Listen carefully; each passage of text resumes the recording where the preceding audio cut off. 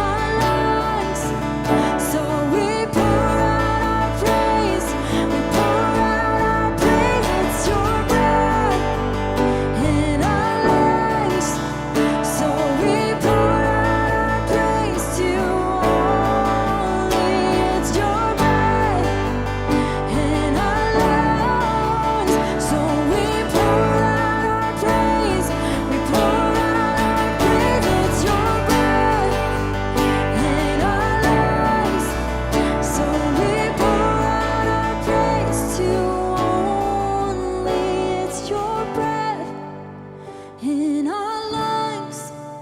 So we pour out our praise, we pour out our praise. It's your breath in our lungs. So we pour out our praise to you only. Great are you, Lord.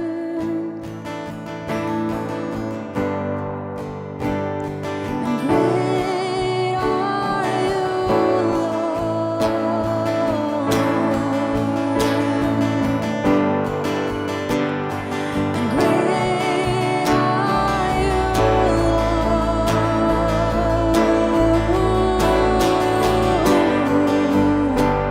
And great are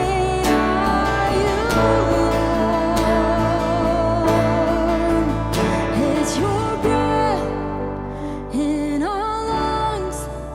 So we pour out our praise, we pour out our praise. It's your breath in our lungs.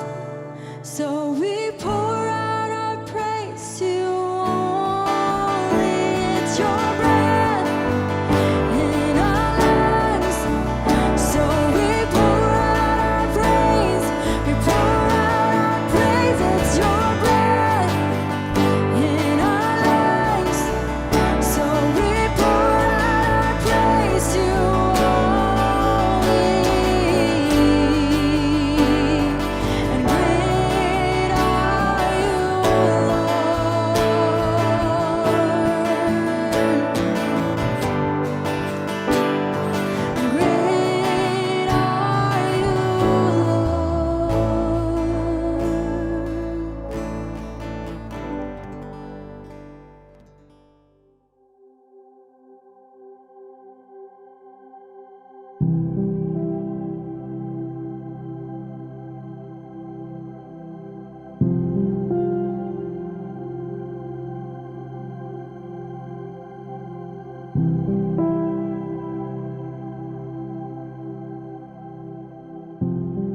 Selamat hari Minggu Bapak Ibu, selamat kita ketemu lagi dalam ibadah online dari NLCC Indonesia hari ini. Tanpa terasa kita sudah masuk di bulan April tahun 2023. Hari ini kita sampai minggu pertama di bulan April, tanggal 2 April 2023. Kita baru saja menyelesaikan seri khotbah tentang doa Bapa Kami selama bulan Februari dan bulan Maret. Dan hari ini, khususnya selama bulan April, kita akan belajar sama-sama satu topik, satu tema yang baru yang berjudul Kekristenan versus berhala-berhala di Amerika. Ada dua bagian firman Tuhan hari ini sebagai landasan dari berhala yang pertama, yaitu tentang hedonisme, yang akan kita pelajari sama-sama. Yang pertama dari Keluaran pasal 20 ayat 1-6, dan yang kedua dari Yakobus pasal 4 ayat 1-3. Bapak Ibu bisa siapkan, Bapak Ibu bisa buka Alkitab Bapak Ibu, saya akan bacakan buat kita semua. Sekali lagi hari ini kita akan belajar sama-sama berhala pertama, yaitu hedonisme. Keluaran pasal 20 ayat 1-6, Bapak Ibu. Saya bacakan buat kita semua. Lalu Allah mengucapkan segala firman ini, Akulah Tuhan Allahmu yang membawa engkau keluar dari tanah Mesir, dari tempat perbudakan. Jangan ada padamu Allah lain di hadapanku. Jangan membuat bagimu patung yang menyerupai apapun yang ada di langit di atas, atau yang ada di bumi di bawah, atau yang ada di dalam air di bawah bumi.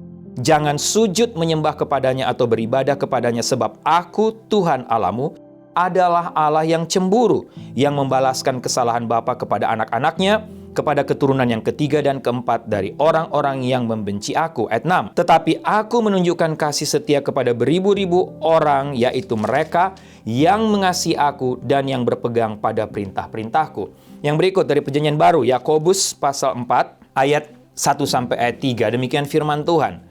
Yakobus katakan, dari manakah datangnya sengketa dan pertengkaran di antara kamu? Bukankah datangnya dari hawa nafsumu yang saling berjuang di dalam tubuhmu? Kamu mengingini sesuatu tetapi kamu tidak memperolehnya. Lalu kamu membunuh, kamu iri hati, tetapi kamu tidak mencapai tujuanmu. Lalu kamu bertengkar dan kamu berkelahi. Kamu tidak memperoleh apa-apa karena kamu tidak berdoa. Ayat 3. Atau kamu berdoa juga tetapi kamu tidak menerima apa-apa karena kamu salah berdoa. Sebab yang kamu minta itu hendak kamu habiskan untuk memuaskan hawa nafsumu. Bapak Ibu, sebelum kita jauh, mari kita tundukkan kepala, kita berdoa. sebelum lebih jauh belajar firman Tuhan ini. Tuhan, terima kasih untuk hari ini kami ada waktu lagi untuk duduk diam di sekitar firman-Mu melalui ibadah hari ini, untuk mendengarkan suara-Mu melalui kebenaran firman-Mu. Hamba berdoa kiranya firman Tuhan hari ini yang sudah menguatkan menjadi berkat, mengingatkan hamba secara pribadi yang akan hamba share, khususnya tentang hedonisme, tentang spirit hedonisme. Kiranya juga menjadi berkat, menguatkan, menjadi warning, mengingatkan semua Bapak Ibu yang sedang mengikuti ibadah online hari ini, yang sedang mendengarkan firman-Mu. Berfirmanlah, bersabdalah Tuhan, karena kami sudah siap untuk mendengarkan suara-Mu. Dalam nama Tuhan Yesus kami berdoa. Amin. Welcome back to Idol in Savannah, where contestants hope they have all the right tools for the biggest audition of their lives. Hello, hello.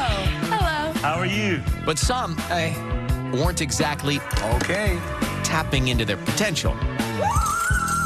Oh, Nelly.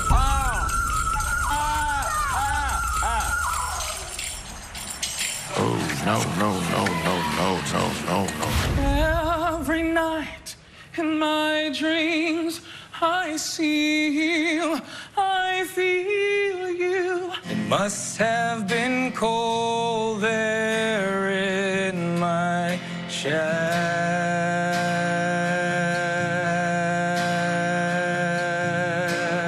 Oh my God. I feel alive.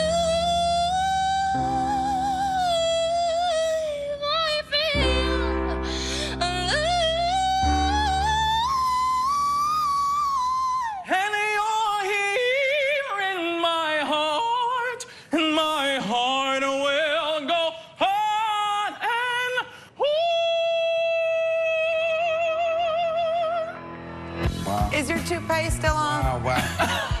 Your notes were sour. You're kind of out there on your own planet. I just don't know where it fits into the American Idol mold. You're not what we're looking for. Thank you. It's a no from me. I'm saying no, this is just not your stage.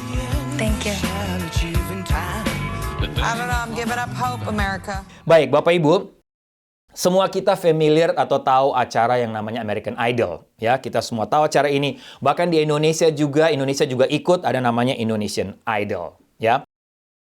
Dalam acara ini kita semua tahu ribuan orang berusaha dengan segala macam upaya, cara berusaha untuk memenangkan acara yang berhadiah. Mungkin kalau boleh saya katakan berhadiah million US dollar. Ya. Walaupun mereka maju tanpa bakat menyanyi, Bapak Ibu. Jadi mereka berusaha untuk menang walaupun mereka tahu mereka tidak punya bakat menyanyi. Setiap peserta dalam acara ini disaring dari kota ke kota, dari edisi ke edisi. Ya, berusaha, semua peserta berusaha maju dengan begitu confident, dengan harapan bahwa mereka kemudian nanti akan muncul sebagai idolnya Amerika. Mereka akan diutus untuk acara finalnya di Hollywood. Nah, yang paling mengejutkan Bapak Ibu di kompetisi ini American Idol atau Indonesian Idol, ketika kita melihat bahwa mereka yang dieliminasi karena tidak bisa menyanyi sama sekali, tapi mereka merasa terkejut karena dieliminasi. Rupanya mereka berpikir bahwa mereka bisa menyanyi dengan baik, bisa bernyanyi dengan sempurna. Bapak Ibu lihat dalam tayangan tadi kan, dalam contoh orang-orang yang dieliminasi di American Idol. Nah, Bapak Ibu, hal yang sama akan terjadi pada akhir zaman ketika Bapak Ibu dan saya berdiri di hadapan tahta yang maha suci. Dan kita didapati tidak masuk dalam kerajaan sorga, kita kena eliminasi. Seperti yang sudah sering kita dengar yang Tuhan Yesus sampaikan, yang saya dan Ibu Sarah sudah beberapa kali juga sampaikan dari Injil Matius pasal 7 ayat 21 sampai 23. Yesus katakan, bukan setiap orang yang berseru kepadaku, Tuhan, Tuhan, akan masuk ke dalam kerajaan sorga, melainkan dia yang melakukan kehendak Bapakku yang di sorga. Pada hari terakhir, kata Tuhan Yesus, banyak orang akan berseru kepadaku, Tuhan, Tuhan, bukankah kami bernubuat demi namamu? Bukankah kami mengusir setan demi namamu dan mengadakan banyak mujizat demi namamu juga? Tapi Yesus katakan, pada waktu itulah aku akan berterus terang kepada mereka dan berkata, aku tidak pernah mengenal kamu. Enyahlah daripadaku kamu sekalian pembuat kejahatan. Bapak Ibu ngeri. Seperti American Idol, mereka pikir mereka bisa menyanyi, mereka terkejut kaget waktu mereka kena eliminasi. Betapa terkejutnya kita juga Bapak Ibu ketika kita sampai berhadapan dengan Tuhan. Kita pikir kita sudah baik, kita pikir kita sudah layak untuk masuk sorga. Tapi ternyata Tuhan katakan tidak. Karena engkau tidak melakukan kehendakku. kehendak Bapakku di sorga. Nah, Bapak Ibu, bukan kebetulan hari ini kita juga sedang memperingati dan merayakan Hari Raya Pondok Daun atau Palm Sunday. Hari ketika orang-orang, kita tahu hari ini, ketika orang-orang mengeluhkan Yesus ketika dia masuk ke Yerusalem sebelum dia disalibkan. Kita juga tahu bahwa kisah ini di mana orang-orang yang sama yang mengeluh-elukan Yesus juga akhirnya adalah orang-orang yang menghujat Yesus. Orang-orang yang sama yang tadinya mengeluhkan Yesus, mereka juga menyiksa dan menyalibkan Yesus. Bapak Ibu lihat, dalam waktu sekejap manusia bisa berubah. Tadinya mengeluh-elukan Yesus, tapi akhirnya berbalik mengeluh-elukan kekaisaran Romawi yang adalah penguasa dunia pada waktu itu. Bapak Ibu, pertanyaan untuk kita semua hari ini. Yang pertama, apakah kita tahu bahwa satu waktu nanti kita juga akan menghadapi hakim atas segala hakim? Dan kita semua akan mempertanggungjawabkan semua yang kita lakukan selama kita hidup di dunia ini. Dan hakim itulah nantinya akan menentukan apakah kita menuju Hollywood, atau dengan kata lain, kita masuk dalam kerajaan sorga atau tidak. Hakim, judge nanti yang menentukan. Dalam hal ini hakim di atas segala hakim, itu Tuhan sendiri. Pertanyaan kedua, selama kita hidup dalam dunia ini, siapa yang kita elu-elukan? Siapa yang kita sembah? Siapa yang menjadi idola hidup kita? Siapa yang kita tempatkan pertama dan utama dalam hidup kita? Nah, sekali lagi, selama bulan April kita akan mempelajari paling tidak ada 4 berhala, khususnya kita yang hidup di sini, di Amerika, yang tanpa sadar, berhala ini telah mengikat hidup kita dan menarik kita untuk menjauh dari Tuhan dan menjauh dari jalan keselamatan. Bapak Ibu, sebelum kita belajar atau lihat berhala yang besar ini atau berhala yang pertama ini yaitu hedonisme, mari kita lihat apa itu idola. Apa itu berhala sebenarnya? Mungkin Bapak Ibu sudah tahu, mengingatkan saja. Banyak orang atau banyak kita berpikir berhala itu adalah dalam bentuk patung yang terbuat dari emas, atau sebuah pohon keramat yang menjadi pusat penyembahan kita. Itu memang betul, itu juga berhala. Tapi Bapak Ibu jangan lupa, di zaman modern sekarang ini tanpa kita sadari, banyak bermunculan berhala-berhala modern dengan topeng dan sampul yang berbeda. Secara sederhana kita tahu, atau kalau Bapak Ibu belum tahu, secara sederhana, kata berhala adalah ketika sesuatu atau seseorang menjadi lebih penting dan lebih utama bagi kita daripada Tuhan. Menurut firman Tuhan Alkitab, itulah idol, itulah berhala kita. Bapak Ibu, dengan definisi itu, bahkan hal-hal yang baik pun, berdasarkan definisi tadi, hal-hal yang baik pun bisa menjadi berhala ketika Bapak Ibu dan saya, atau ketika kita menjadikannya lebih utama atau paling utama dalam hidup kita. Sehingga apapun atau siapapun bisa menjadi berhala jika kita menempatkan nilai benda atau oknum itu di atas atau lebih tinggi dari nilai kita terhadap Tuhan, terhadap pencipta kita. Bapak Ibu, saya senang dengan definisi yang dituliskan oleh seorang hamba Tuhan bernama Tim Keller dalam bukunya yang berjudul Counterfeit Gods. Counterfeit Gods, tentang berhala modern. Tim Keller katakan, berhala adalah sesuatu yang kita tempatkan lebih penting daripada Tuhan, apapun yang menyerap hati dan imajinasi kita lebih dari Tuhan, dan apapun yang kita cari untuk memberi kita apa yang hanya dapat diberikan oleh Tuhan. Sekali lagi, menarik Tim Keller katakan, berhala atau berhala modern adalah sesuatu yang kita tempatkan lebih penting daripada Tuhan, apapun yang menyerap hati dan imajinasi kita lebih dari Tuhan, dan apapun yang kita cari untuk memberi kita apa yang hanya dapat diberikan oleh Tuhan. Bapak Ibu, Kolose 3 ayat 5, Roma 1 ayat 22-23 mengingatkan kita akan bahaya dari penyembahan berhala. Berkali-kali perjanjian baru memperingatkan kita tentang godaan berhala dunia ini. Jangan pernah lupa kebenaran ini. Allah kita adalah Allah yang cemburu. Keluaran 20 tadi, hukum Taurat. Dia tidak ingin ada sesuatu hal lain di hidup kita yang menempati hati kita lebih daripada Dia sendiri. Lebih daripada Tuhan sendiri. Sehingga Bapak Ibu, mari kita lihat sama-sama tentang berhala. Kenapa sampai saya mengatakan bahwa ini adalah berhala yang harus kita waspadai, khususnya kita yang tinggal di sini, yaitu hedonisme. Mari sama-sama kita lihat. Yang pertama kita mau lihat sama-sama apa arti hedonisme secara general, secara umum Bapak Ibu ya. Hedonisme adalah pandangan yang menganggap kesenangan dan kenikmatan materi sebagai tujuan utama dalam hidup. Sekali lagi mungkin ada Bapak Ibu sudah tahu, yang belum Bapak Ibu bisa sekedar mengingatkan saja, atau yang belum tahu Bapak Ibu bisa belajar. Hedonisme artinya, atau seringkali dikaitkan dengan hidup yang berfoya-foya Bapak Ibu. Hedonisme adalah istilah yang sebenarnya berasal dari bahasa Yunani, yaitu hedon, berarti kesenangan. Jadi, hedonisme adalah gaya hidup yang berfokus mencari kesenangan dan kepuasan tanpa batas. Hedonisme artinya juga dapat diartikan sebagai pandangan hidup yang menganggap bahwa seseorang akan merasakan bahagia, merasa happy, senang, dengan cara mencari kebahagiaan sebanyak mungkin, serta dengan cara bagaimanapun harus menghindar dari perasaan yang dapat membuatnya merasakan sakit. Itu hedonisme. Sehingga Bapak Ibu, sifat hedonisme ini adalah, kalau boleh saya katakan, berusaha untuk menghindari hal-hal yang menyakitkan atau menyusahkan dengan memaksimalkan perasaan-perasaan menyenangkan. Ya, hedonisme adalah kebalikan dari sifat hidup seadanya atau sifat hidup sederhana.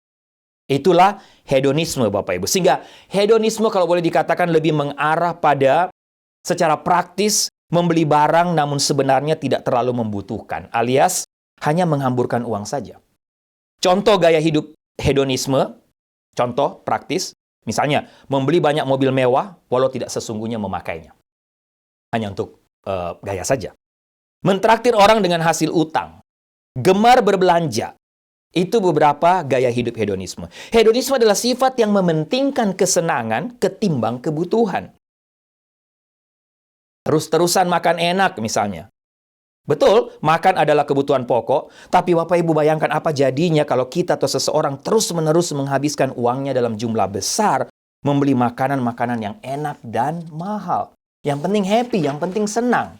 Nah, terakhir tentang hedonisme Bapak Ibu, ciri-ciri hedonisme, berikut sedikit ciri-cirinya. Orang dengan sikap hedonisme merupakan orang yang egois, mementingkan dirinya sendiri. Kenapa? Yang penting dia happy. Yang penting dia senang, dia tidak peduli dengan orang lain. Dia tidak peduli dengan kebutuhan orang lain, kesusahan orang lain. Yang penting dia foya-foya. Orang dengan sikap hedonisme artinya cenderung memiliki sikap konsumtif secara tidak langsung.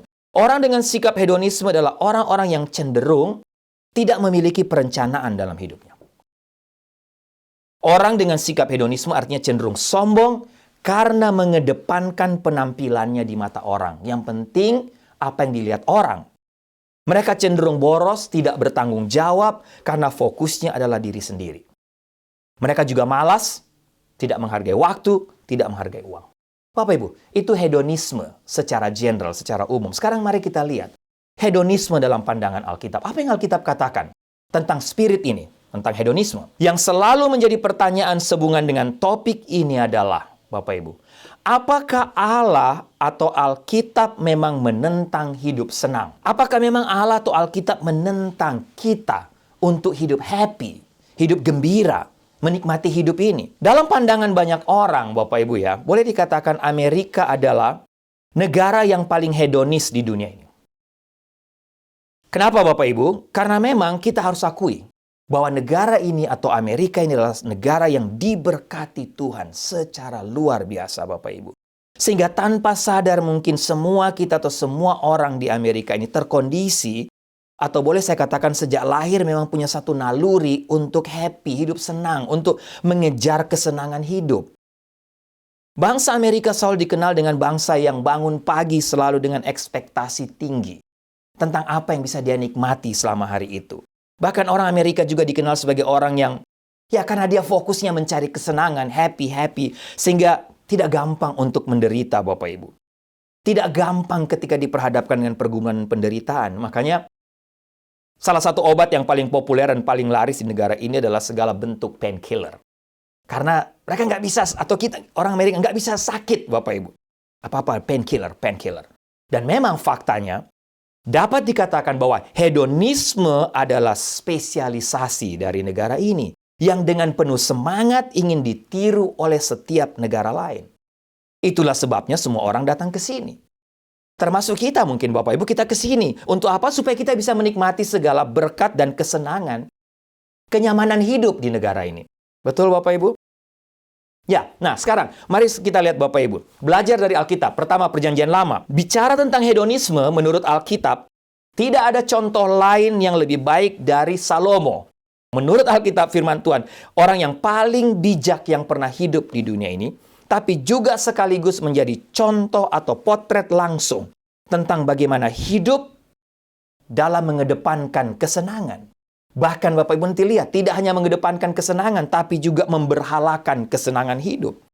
Mari kita lihat, perhatikan apa yang Salomo ceritakan tentang kesenangan hidupnya atau apa yang Alkitab catat. Bapak Ibu, ingat, semua manusia ingin mengejar 3 ta, kita sudah tahu. Tahta, harta, dan wanita. Rasanya kalau sudah punya semua itu, kita sudah mencapai kesenangan hidup. Kita sudah puas. Semua orang berusaha mengejar itu.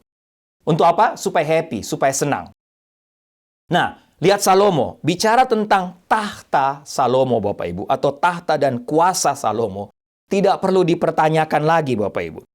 Salomo berkuasa atas segala kerajaan mulai dari sungai Efrat sampai negeri orang Filistin. Dan sampai ke tapal batas Mesir. Itu kuasa, itu tahta Salomo. Bapak Ibu, sekarang harta Salomo, kekayaan Salomo. Salomo selama menjabat sebagai raja atas Israel, dia memiliki jumlah kekayaan yang sangat fenomenal. Sangat luar biasa, bahkan tidak ada satupun manusia terkaya di atas muka bumi ini yang boleh dikatakan dapat menyetarakan atau sama dengan kekayaan Raja Salomo. Saya yakin termasuk Bill Gates dan Elon Musk juga tidak bisa menyamai kekayaan Salomo, Bapak Ibu. Salomo dikatakan, oke, nggak usah kekayaan yang lain, Bapak Ibu. Belum kita bicara istana Salomo dan harta-hartanya yang lain. Tapi ada yang berusaha mencatat harga total dari kuda dan kereta kuda, bahkan orang berkuda yang dimiliki Salomo. Salomo mempunyai kuda 40.000 kandang untuk kereta-keretanya dan 12.000 orang berkuda, Bapak Ibu. Sehingga ada orang yang berusaha untuk mencatat total berapa harga kuda Salomo pada waktu itu. Dolar kemudian dirupiahkan, Bapak Ibu. Totalnya adalah harga kuda, kandang-kandangnya, dan bagaimana dia membayar para penunggang kudanya. Total dari harga kuda saja, kuda Salomo. 19 kuadriliun. Bapak Ibu, bukan triliun ya. 19 kuadriliun 329 triliun 600 miliar rupiah. Bapak Ibu catat aja, Bapak Ibu hitung aja. Berapa nolnya itu, Bapak Ibu. Itu kekayaan Salomo. Apalagi? Tahta, harta, wanita Salomo. Tidak asing lagi, Bapak Ibu. Tidak usah diragukan. Salomo pernah mengakui dalam Pengkhotbah pasal 2 ayat 8 bahwa dia paling tidak bisa menawan nafsu seksualnya dan dia begitu obses dengan lawan jenis atau dengan para wanita. Oleh karena itu, Alkitab juga mencatat Salomo mempunyai 700 orang istri dan 300 orang gundik. Bapak Ibu, siapa yang bisa menyamai Salomo? Bayangkan kesenangan hidup Salomo dengan harta yang dia punya, tahta yang dia punya, wanita yang dia punya. Tapi menarik Bapak Ibu, tapi Bapak Ibu, Salomo katakan apa? Kenapa saya katakan Salomo bukan hanya mengedepankan kesenangan hidup, tapi juga memberhalakan kesenangan hidup. Atau memberhalakan hedonisme. Karena dalam Pengkhotbah pasal 2 ayat 10, kalau Bapak Ibu baca bagian ini, seolah-olah Salomo ingin katakan seperti ini. Apa saja yang akan membuat saya happy, apa saja yang akan membuat saya senang, kalau saya rasa itu enak, saya akan lakukan. Saya akan kejar. Itu Salomo, Bapak Ibu. Sehingga Salomo memang dicatat sebagai contoh paling tepat yang benar-benar memberhalakan hidup senang. Tapi menarik Bapak Ibu, apa yang dikatakan Salomo di akhir hidupnya. Salomo katakan apa? Semua yang dia miliki dan nikmati di bawah matahari ini, tahta, harta, wanita, sia-sia. Salomo menyaksikan bahwa kesenangan dan kekayaan di luar Tuhan sia-sia. Yang terpenting kata Salomo dari semua itu adalah apa? Takutlah akan Tuhan dan berpeganglah pada perintah-perintahnya. Karena nantinya Allah akan membawa setiap perbuatan kita ke pengadilan. Ternyata Bapak Ibu dengan sekian kekuasaan, tahta, harta, wanita yang Salomo punya. Salomo katakan semua sia-sia. Bapak Ibu sebenarnya bukan mulai dari Salomo. Tapi hedonisme atau spirit hedonisme ini sudah dimulai dari Kejadian pasal 3. Ketika Adam dan Hawa jatuh dari keberadaan mereka yang kudus, mereka jatuh dari keadaan hidup untuk menyenangkan Tuhan, menjadi hidup untuk menyenangkan diri sendiri. Diceritakan atau ditulis bahwa ketika perempuan itu melihat bahwa buah pohon itu baik untuk dimakan, Hawa, sedap kelihatannya. Lagi pula pohon itu menarik hati karena memberi pengertian. Kata pengertian ini ada yang terjemahkan, atau Bapak Ibu terjemahkan dengan kata kebijaksanaan yang jahat atau kebijaksanaan dari neraka. Lalu Hawa atau perempuan itu mengambil dari buahnya dan memakannya dan diberikannya juga kepada suaminya yang bersama-sama dengan dia. Dan suaminya pun atau Adam pun memakannya. Bapak Ibu lihat Kejadian pasal 3 ayat 6. Di sini terlihat Hawa melihat pohon yang dilarang Tuhan, dia bernafsu, dia mengambil buah itu dan memakannya. Sehingga Bapak Ibu, spirit hedonisme yang berusaha untuk yang penting senang, tidak perlu taat, korbankan ketaatan kepada Tuhan. Itu sudah sejak Kejadian pasal 3. Oke, itu perjanjian lama Bapak Ibu. Sekarang mari kita lihat perjanjian baru. Dalam perjanjian baru, Tuhan Yesus dalam pengajarannya tentang hidup bahagia dan tentang kepuasan hidup, yang tertulis di Matius pasal 5 ayat 3 dan ayat 6, Yesus katakan begini, "Berbahagialah orang yang miskin di hadapan Allah, karena merekalah yang empunya kerajaan sorga. Berbahagialah orang yang lapar dan haus akan kebenaran, karena mereka akan dipuaskan." Nah, Bapak Ibu, dalam pengajaran Yesus ini, ukuran sebuah kebahagiaan menurut Tuhan Yesus adalah bagaimana seseorang itu hidup di hadapan Allah. Sama persis seperti yang Salomo katakan. Tuhan Yesus mengingatkan kita semua bahwa seseorang yang kaya di hadapan manusia belum tentu kaya di hadapan Allah. Karena apa? Karena kesenangan atau kebahagiaan itu, kata Tuhan Yesus, bersumber dari hubungan kita yang benar dengan Tuhan. Kebahagiaan bukan hanya soal duniawi, bukan soal kesenangan di sini Bapak Ibu, tapi bicara soal kekekalan. Kebahagiaan juga berarti kepuasan yang bersumber pada kelaparan dan kehausan kita akan kebenaran. Kelaparan, kehausan kita akan hidup sesuai dengan apa yang Tuhan inginkan. Jadi, kebahagiaan itu berjalan bersama dengan kebenaran. Jika seseorang hidup dalam kebenaran, maka dampaknya adalah kebahagiaan. Bertolak dari pengajaran Yesus ini, Bapak Ibu, Alkitab mengajarkan bahwa gaya hidup hedonisme jelas bertentangan dengan iman Kristen, di mana diajarkan bahwa kebahagiaan itu bersumber dari hubungan yang benar dengan Tuhan dan hidup dalam kebenaran. Tanpa hidup dengan Tuhan, di luar Tuhan, sia-sia, tidak ada artinya. Rasul Yohanes, salah satu murid Yesus, juga menuliskan hal yang sama dalam 1 Yohanes 2 ayat 15-16. "Janganlah kamu mengasihi dunia dan apa yang ada di dalamnya. Jikalau orang mengasihi dunia, maka kasih akan Bapa tidak ada di dalam orang itu." Ayat 16. "Sebab semua yang ada dalam dunia, yaitu keinginan daging, keinginan mata, serta keangkuhan hidup, bukanlah berasal dari Bapa, melainkan dari dunia." Kebenaran ini adalah landasan iman Kristen untuk tidak mengasihi dunia ini dengan tidak memuaskan keinginan daging dan keinginan mata yang merupakan bentuk atau ciri dari spirit hedonisme.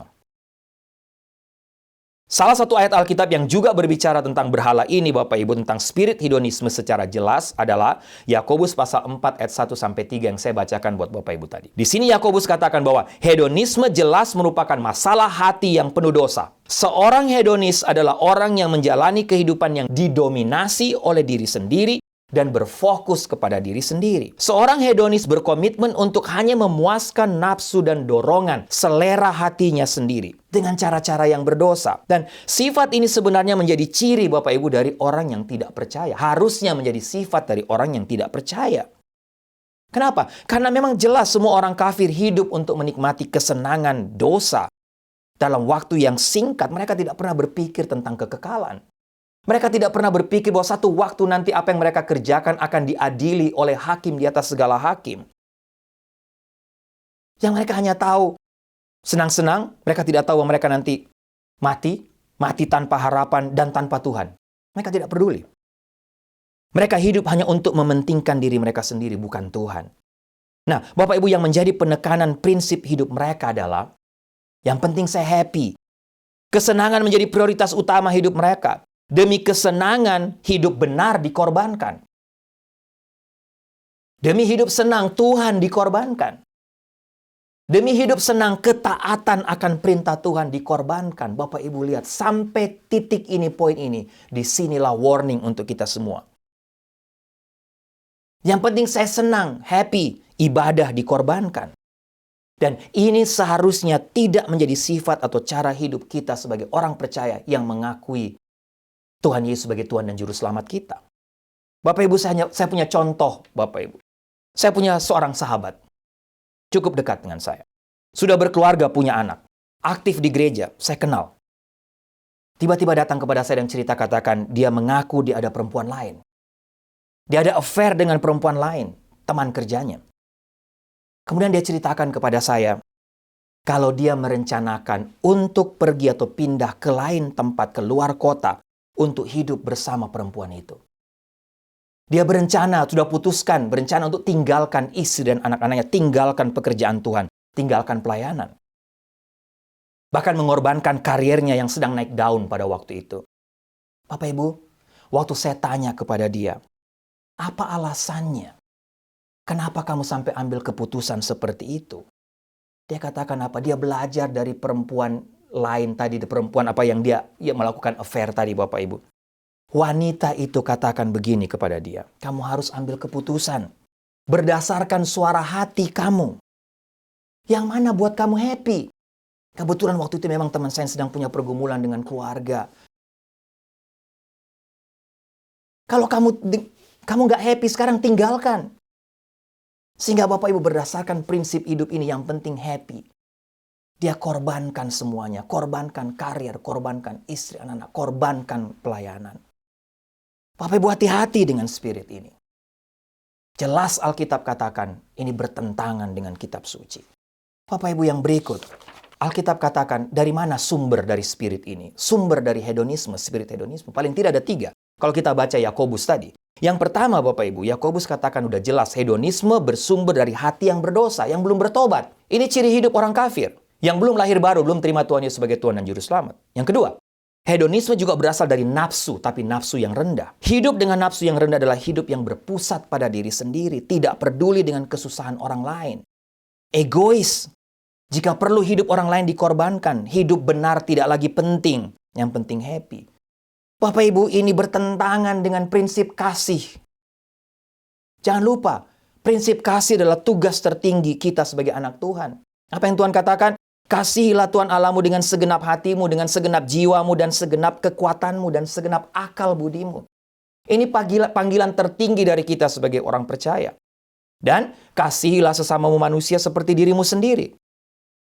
Hal yang sama Paulus katakan dalam 1 Korintus pasal 13.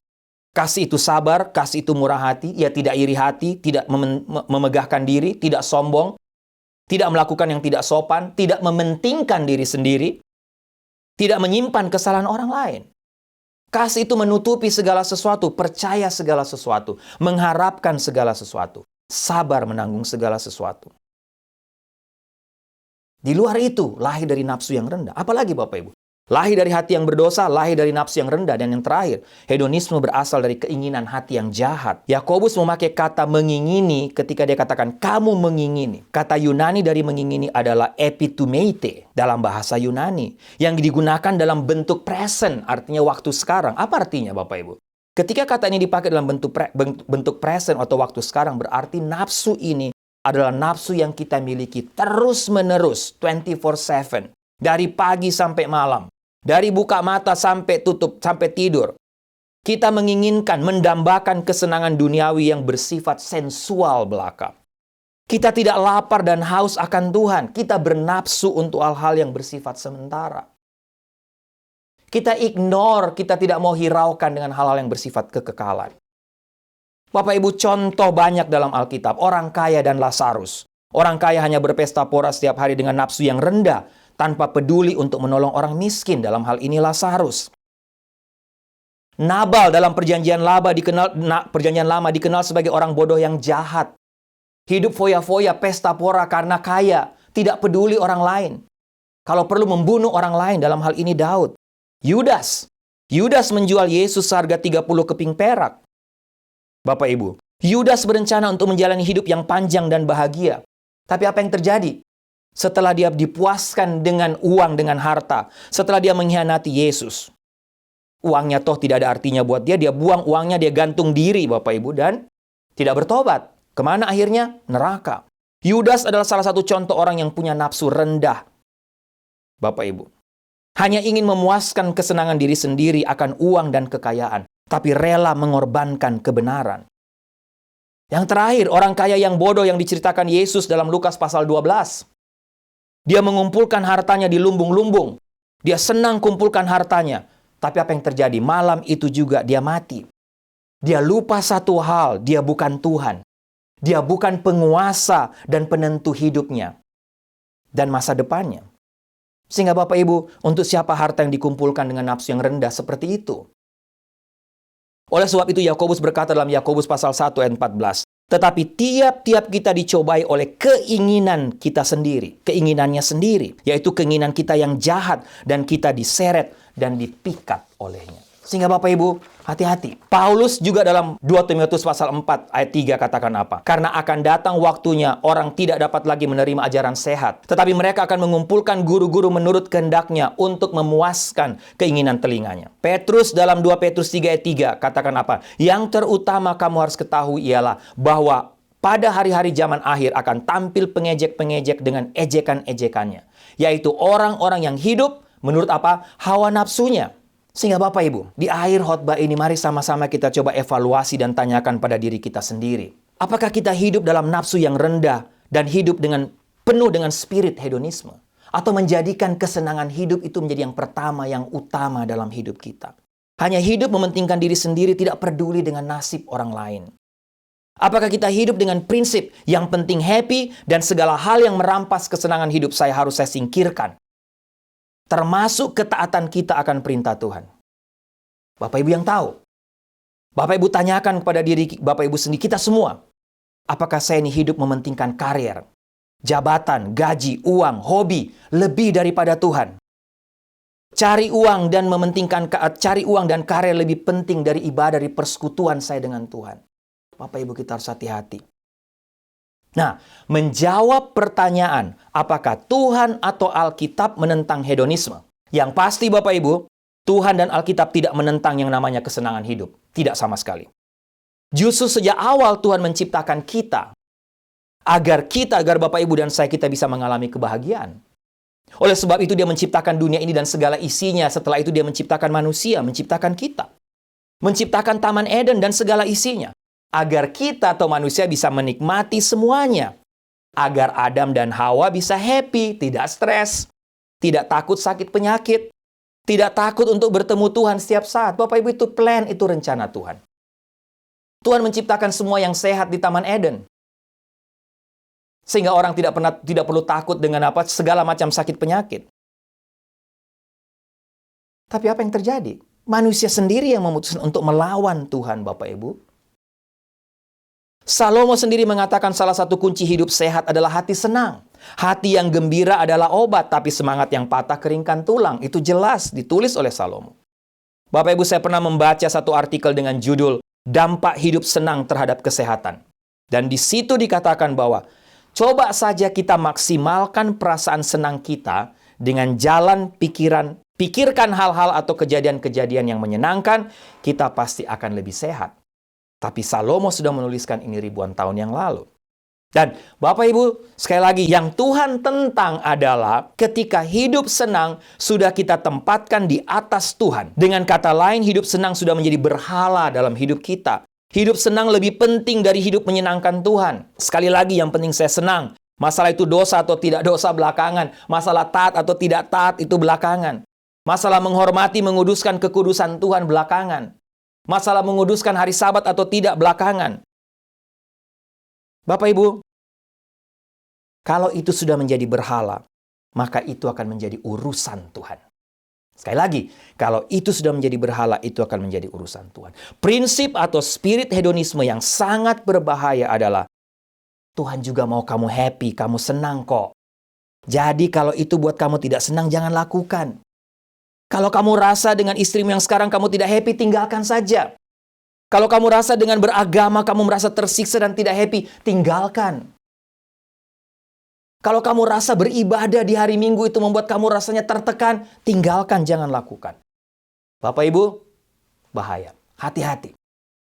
Terakhir Bapak Ibu, sekarang sebagai penutup, bagaimana bisa menang dari berhala hedonisme ini?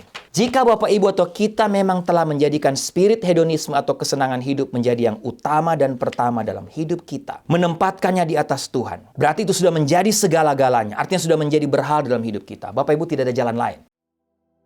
Kita harus bertobat hari ini juga. Ingat hukum yang pertama dalam 10 hukum dalam Keluaran pasal 20, Allah kita adalah Allah yang cemburu. Kalau Bapak Ibu kita semua tidak bertobat dari dosa ini, dari berhala ini, Tuhan akan membalaskan dosa kita itu kepada keturunan kita, kepada anak-anak kita. Sehingga Bapak Ibu, ada beberapa jalan yang Yakobus nasihatkan kepada kita, kepada Bapak Ibu dan saya, untuk bisa menang dari spirit hedonisme. Yang pertama, tunduk dan mendekatlah kepada Allah. Artinya apa? Kita harus mengakui, memohon pengampunan dari Tuhan. Bukan makin menjauh dari Tuhan, tapi makin mendekat kepada Tuhan dan tunduk kepadanya. Akui kalau memang kita punya dosa itu. Kedua, Yakobus katakan, lawanlah si iblis. Artinya kita tidak boleh santai. Jangan sampai kita tertipu dengan segala bentuk tipu muslihatnya. Jadikan firman Allah sebagai patokan. Jika itu jelas bertentangan dengan firman Allah, tolak dalam nama Tuhan Yesus. Bapak Ibu ingat, ketika Tuhan Yesus, sama seperti Tuhan Yesus lakukan di padang gurun. Ketika dia dicobai oleh iblis. Usir dalam nama Tuhan Yesus. Jika diperlukan, minta seorang hamba Tuhan. Bapak Ibu bisa datang, kalau jemaat NLCC Indonesia. Bisa datang kepada saya atau Ibu Sarah. Bapak Ibu yang di Indonesia, di mana saja Bapak Ibu berada. Cari seorang hamba Tuhan untuk menolong Bapak Ibu, agar bisa didoakan, dilepaskan dari berhala ini. Dan yang ketiga, minta hikmat dari atas, kata Yakobus. Artinya berdoalah supaya Tuhan menuntun kita dan memberikan kita hikmat dalam mengatur hidup kita. Menata harta dan kekayaan kita agar kita bisa membedakan mana kehendak Allah, mana kehendak setan.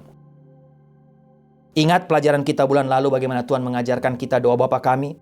Bapa kami di sorga, dikuduskanlah namamu, datanglah kerajaanmu, jadilah kehendakmu di bumi seperti di sorga. Berikanlah pada hari ini makanan kami yang secukupnya. Bapak Ibu, Tuhan Yesus juga sudah mengingatkan kita, di mana kita harus melakukan kehendak Bapa, menguduskan Tuhan selama kita hidup. Demikian pula dalam Matius pasal 6, ayat 25-33, Tuhan Yesus sudah mengingatkan kita. Tuhan menyediakan semuanya buat kita. Sehingga Tuhan katakan kita tidak perlu khawatir untuk hari esok. Jadikan Tuhan yang pertama dan utama. Yang lain Tuhan akan tambahkan kepada kita. Dan yang terakhir, minta roh dan hati yang baru dari Tuhan. Bapak Ibu, saya mau ini menjadi doa kita semua. Saya mau tutup bagian firman Tuhan hari ini dengan mari sama-sama kita buka Yesaya pasal 36 ayat 25-28. Biarlah ini juga menjadi doa kita sama-sama. Kita minta Tuhan berikan hati, roh dan hati yang baru. Seperti Tuhan memberikan roh dan hati yang baru kepada bangsa Israel. Bapak Ibu baca, saya bacakan buat kita. Aku akan mencurahkan kepadamu air jernih yang akan mentahirkan kamu dari segala kenajisanmu dan dari semua berhala-berhalamu. Aku akan mentahirkan kamu. Kamu akan kuberikan hati yang baru dan roh yang baru di dalam batinmu. Dan aku akan menjauhkan dari tubuhmu hati yang keras dan kuberikan kepadamu hati yang taat. Rohku akan kuberikan diam di dalam batinmu. Dan aku akan membuat kamu hidup menurut segala ketetapanku. Dan tetap berpegang pada peraturan-peraturanku dan melakukannya. Dan kamu akan diam di dalam negeri yang telah kuberikan kepada nenek moyangmu. Dan kamu akan menjadi umatku. Dan aku akan menjadi Allahmu. Bapak Ibu, kiranya doa ini menjadi doa kita juga. Kapan terakhir Bapak Ibu dan saya atau kita semua mengizinkan Tuhan melakukan pemeriksaan di hati kita? Hati kita yang mencari yang lain selain Tuhan. Mengejar berhala dalam arti menempatkan hal lain lebih penting dari Tuhan. Bapak Ibu, kapan kita minta Tuhan memeriksa, mengoreksi hati kita? Jika hasil pemeriksaan hari ini, melalui firman Tuhan hari ini, ternyata kita sakit secara rohani. Kita telah menjadikan spirit hedonisme ini menjadi spirit atau berhala dalam hidup kita. Bertobat. Datang kepada Tuhan, bertobat. Amin, mari kita tundukkan kepala, kita berdoa. Tuhan, terima kasih untuk firman-Mu. Terima kasih untuk kebenaran firman Tuhan hari ini yang sudah mengingatkan hamba lagi, yang sudah menjadi berkat menguatkan hamba, yang sudah hamba bagikan, share kepada semua Bapak Ibu hari ini yang mendengarkan, mengikuti ibadah online hari ini. Doa hamba, kiranya firman Tuhan ini juga menjadi berkat menguatkan Bapak Ibu. Kalau ada di antara Bapak Ibu yang ternyata melalui kebenaran firman Tuhan, Roh Kudus bicara, mengingatkan bahwa mereka atau kami juga jatuh dalam dosa ini. Jatuh dalam dosa spirit hedonisme yang memberhalakan kesenangan hidup. Tuhan, jamah hati kami. Jangan keraskan hati kami, Tuhan. Roh Kudus lembutkan hati kami supaya kami mau terbuka di hadapan Tuhan. Kami mau tunduk, kami mau mendekat kepada Tuhan, dan kami mau minta pengampunan dari Tuhan. Kami mau bertobat, melepaskan dosa ini dari hidup kami. Terima kasih Tuhan untuk firman-Mu. Kami mengembalikan segala pujian, hormat, kemuliaan hanya bagi Engkau. Dalam nama Tuhan Yesus kami berdoa. Amin.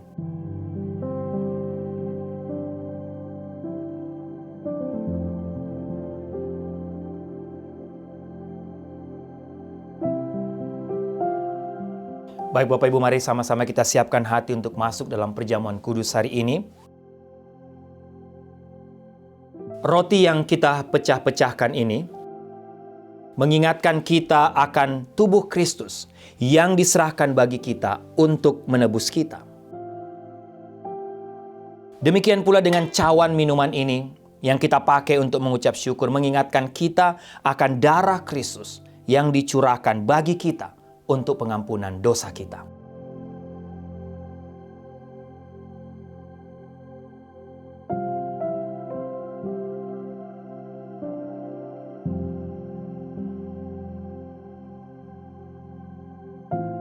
Bapak Ibu bisa mengangkat roti di tangan kanan.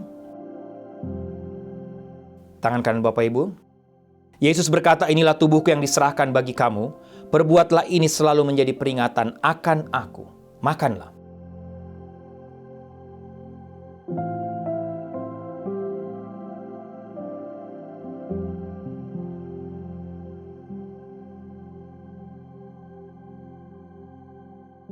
Bapak Ibu bisa mengangkat cawan di tangan kanan Bapak Ibu. Pada malam yang sama Yesus pun mengangkat cawan dan berkata, cawan ini adalah perjanjian baru yang dimeteraikan oleh darahku. Perbuatlah ini setiap kali kamu meminumnya menjadi peringatan akan aku. Minumlah.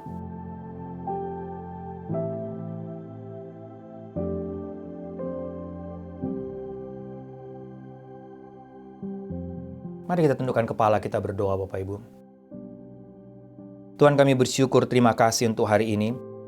Kami sudah mendengarkan suara-Mu melalui kebenaran firman-Mu, tapi kami juga ada waktu lagi untuk mengingat peristiwa ribuan tahun lalu di Bukit Golgota di atas kayu salib.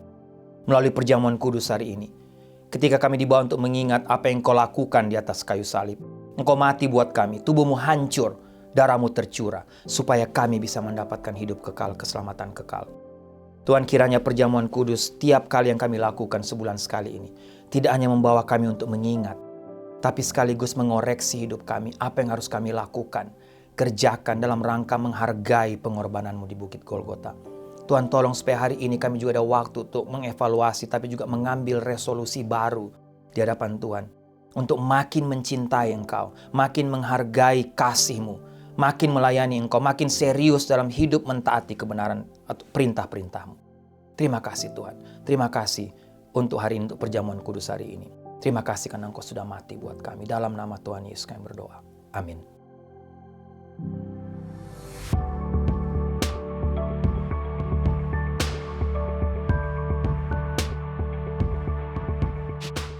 Baik Bapak Ibu, doa saya kita semua diberkati lagi oleh seluruh rangkaian ibadah hari ini. Pujian penyembahan, firman Tuhan, dan juga melalui perjamuan kudus hari ini. Ada beberapa pengumuman, Bapak Ibu bisa lihat di screen pengumuman untuk hari ini.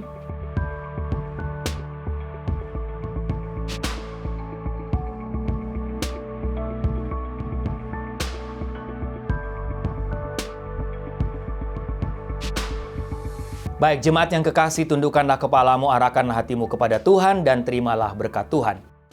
Anugerah keselamatan dari Tuhan Yesus Kristus, kasih sayang yang tidak berkesudahan dari Allah Bapa, serta penyertaan dari Roh-Nya yang kudus, kiranya menyertai engkau sekalian, mulai hari ini sampai Maranatha Tuhan Yesus datang kembali. Haleluya, amin. Who am I that